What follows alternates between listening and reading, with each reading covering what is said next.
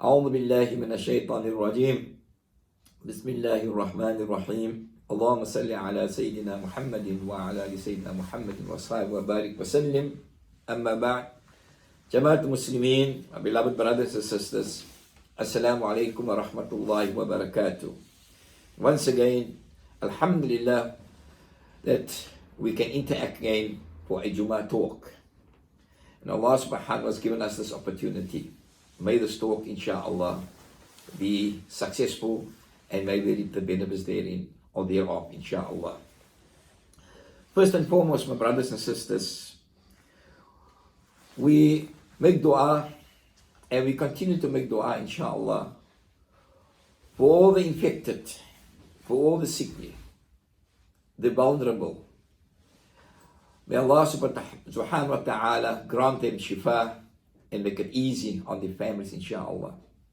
And in particular, I would like to mention Dr. Ibrahim Khan, who is a member of our congregation at the Azhar Mosque, who's in a serious condition with the COVID-19 sickness, as well as Sheikh Shiraz Hendricks of the Azhar Mosque, who's also in a serious condition. May Allah subhanahu wa ta'ala grant them shifa, inshaAllah, make it easy on the families. And our du'as, inshaAllah, will be continuous for their well-being, for their full recovery, and for all those infected, inshaAllah, and of course the sickly and the vulnerable.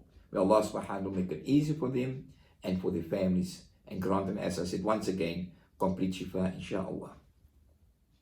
Brothers and sisters, Muhammad sallallahu alayhi wa sallam informs us by saying, Al-mu'minu lil-mu'mini kal-bulyani yashuddu ba'du ba'da, that trustworthy people, or the one mu'min for the other mu'min, as we can say, the trustworthy people are persons that can be like a building. And in a building, the one brick supports the other one.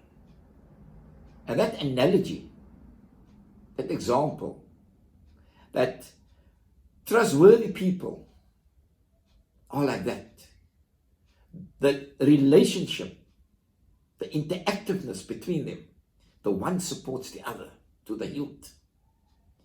And this hadith, it has important implications, especially for our society in this day and age. Why? Because we see today, this our age, a society, whether it's locally or globally, where 20% of people enjoy plus minus 80% of the resources.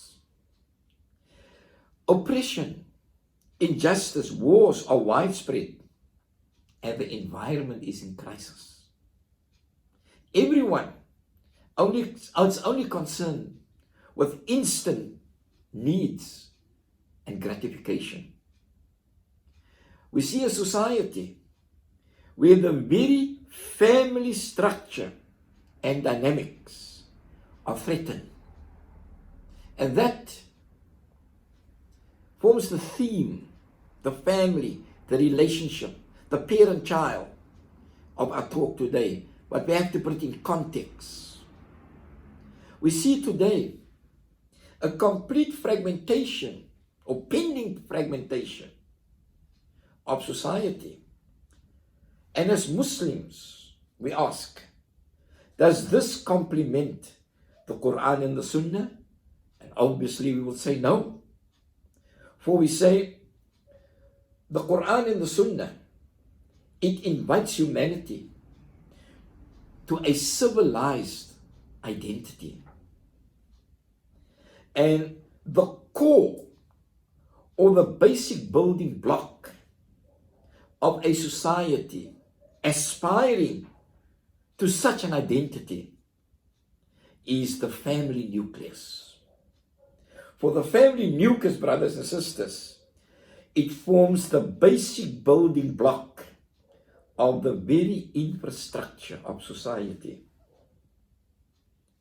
So, brothers and sisters, this relationship, this bond, as the hadith says, يَشُدُّ بَعْضُ بَعْضًا, between the members of the nuclear family, the mother, father, and children, right? That basic building block, we see, is indispensable, it's absolutely necessary for the development of a civilized identity. If that relationship breaks down, we have disintegration. And the very important bond and relationship between the parent and child, in fact, forms the cardinal determinant for the establishment and future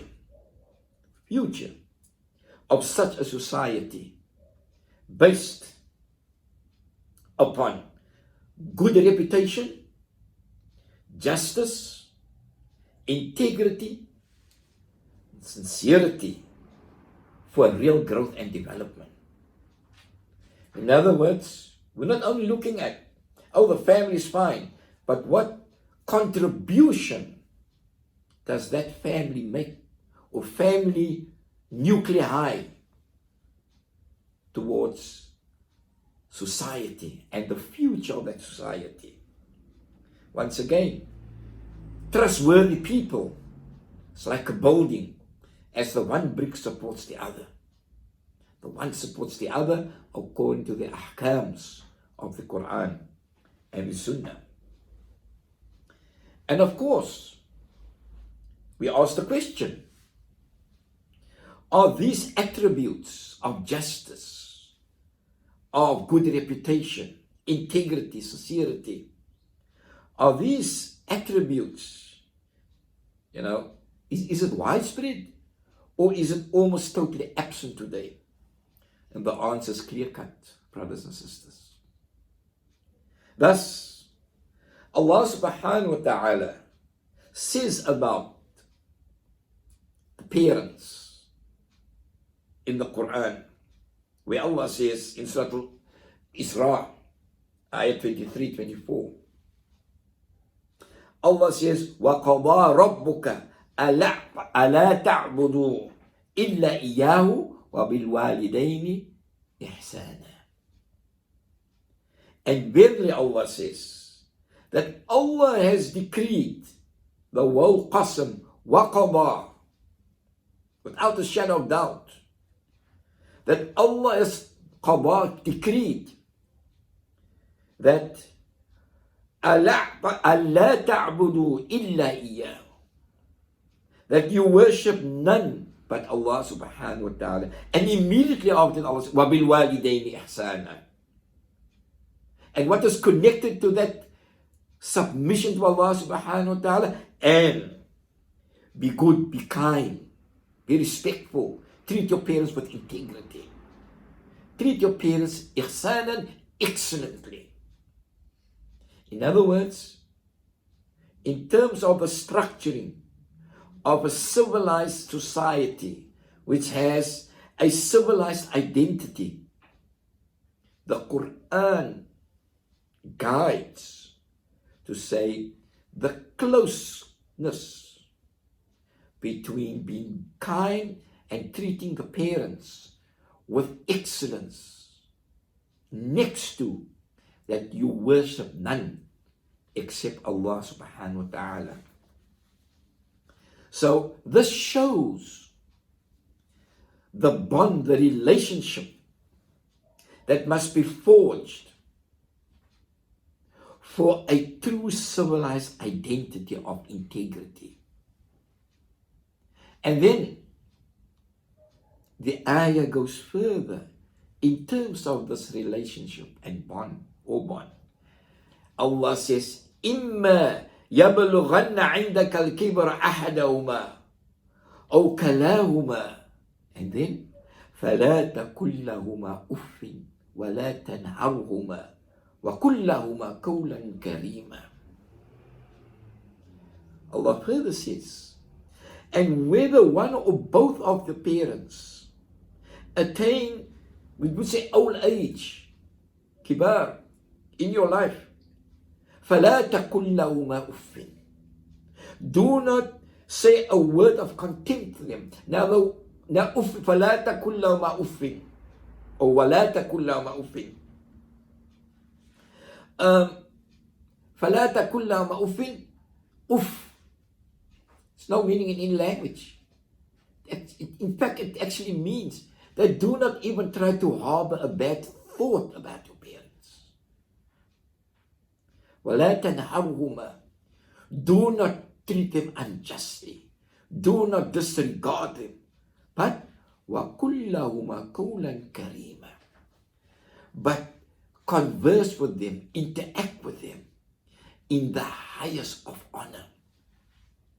That is what Allah subhanahu wa ta'ala encourages and guides to this bond of parent, of our relationship with parents. And then of course Allah ends the ayah for us. وَقُلْ رَبِّ ارْحَمْهُمَا كَمَا رَبَّيَانِي صَغِيرًا. And what Allah says? And ask, Ya Allah, O our Rabb, arhamhuma, Ya Allah, have mercy on them. Kama rabbayani saghira, as they had mercy on me when I was saghir, when I was small, I was a baby, I couldn't help myself. Absolutely clear how parents should be treated, should be honored in terms of the relationship, according to what is right, what is just, what is correct. And this relationship, it must be an ongoing one.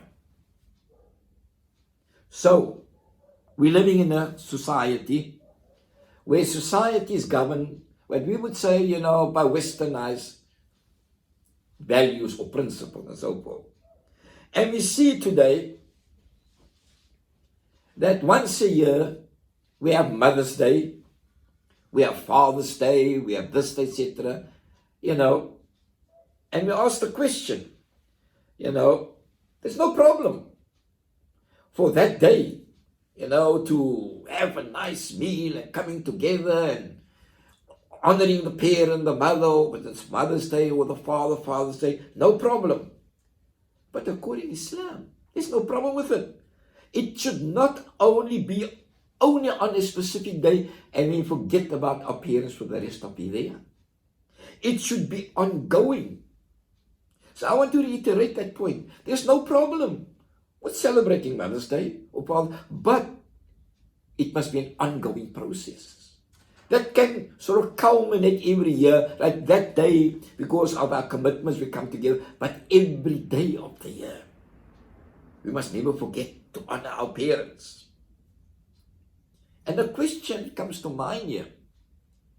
Is it perhaps this Mother's Day and Father's Day, is it perhaps in terms of how the society is being run, the social dynamics, is it perhaps that in our age, in the age of we're living in, that society is perhaps suffering from a deep-seated guilty consciousness? That we know most of the time, we don't have time for our parents. We don't, we just disregard them sometimes because of our very busy schedules. So perhaps a guilty conscience, something to think about. Because if we look, the injustices that is being done to parents in various ways, how we treat them, the abruptness, the rudeness, right? The language usage even. We find even small children today, once again, this subtle eroding of values. Have you ever noticed how elders or parents are addressed these days as you? How are you? Where are you going? Instead of where's mama going? Where's daddy going? Where's uncle going? When a child addresses an elder, not uncle or auntie, but you, is a subtle rudeness and eroding of that integrity and respect. And Muhammad sallallahu warns us by saying, أَتَلِدَ الْأَمَّةَ رَبَّتَهَا. One of the signs of the disintegration of a society, the collapse of society, is when the mothers start giving birth to their bosses. What does it mean? When the child grows up, the child controls the parent. We find today, the child grows up, gets a very good profession, etc. And now the child dictates because the child has the economics, the finances, and the parent must be subservient. We all know about this. It is rampant. And that is what we're talking about today, this relationship. And that is why we cannot realize a civilized identity and establish a civilized identity.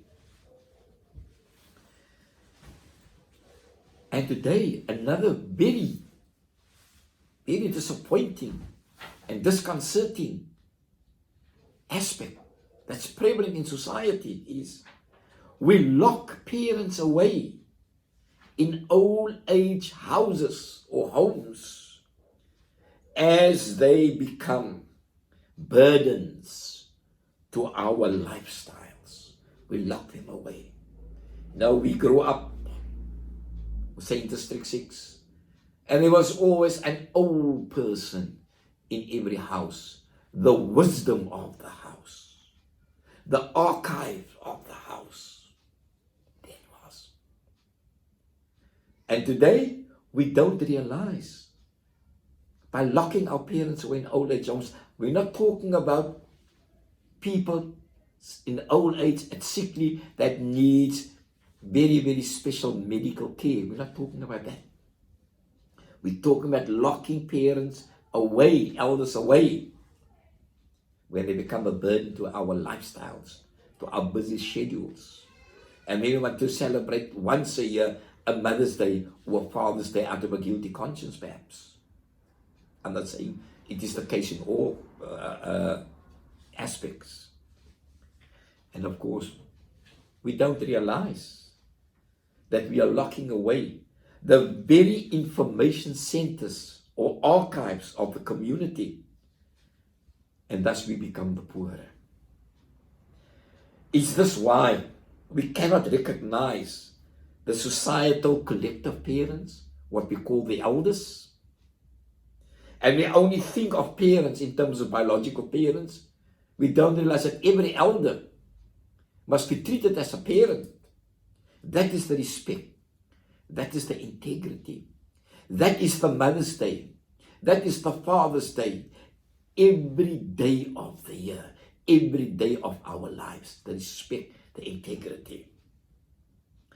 Perhaps we ask the question, is this one of the psychological effects that society have constructed in this day and age that we react like that? Obviously it is, in terms of the social dynamics that's powered, that's generated by the type of economics and the type of political structures. And is this why the family unit, the basic building block, is being severely threatened today? With what we find today, the mother works, the father works, etc. And what do we have? We have latchkey children. Latchkey children, they come from school, whatever, they have the latchkey to open the house.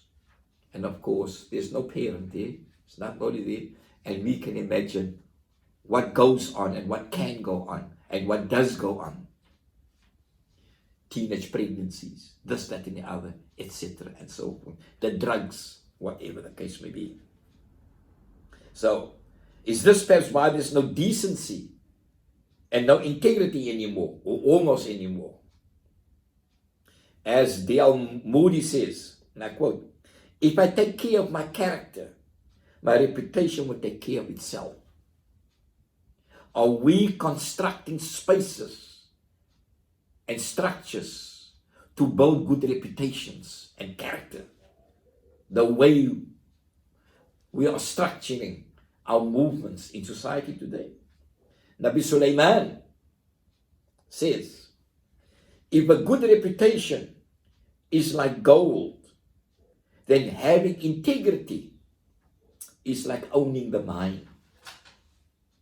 Something to think about. Lots to think about. How we have just become conducive to what society is drawing us to. The bright lights of economics. As I said last week, the capital, that's not really capital. And therefore, this is what Islam advocates. As Muhammad ﷺ warns us, Islam advocates the building up of integrity. In terms of parent-child relations, how it should be, that lovingness. But that lovingness is based on solidness, on the reality of the Quran and the Sunnah. Muhammad ﷺ warns us to say, سَتُظْهَرُ شِرَارُ أُمَّتِي على حيارها حتى يستحمل المؤمن فيهم كما يستحمل المنافق فينا اليوم. If we do not conduct ourselves in this specific context, in that parent-child relationship, that nuclear relationship with the family unit, a time will dawn, a time will come, we will bring upon ourselves shirar ummati, a very, very big oppression, a burden will come on us.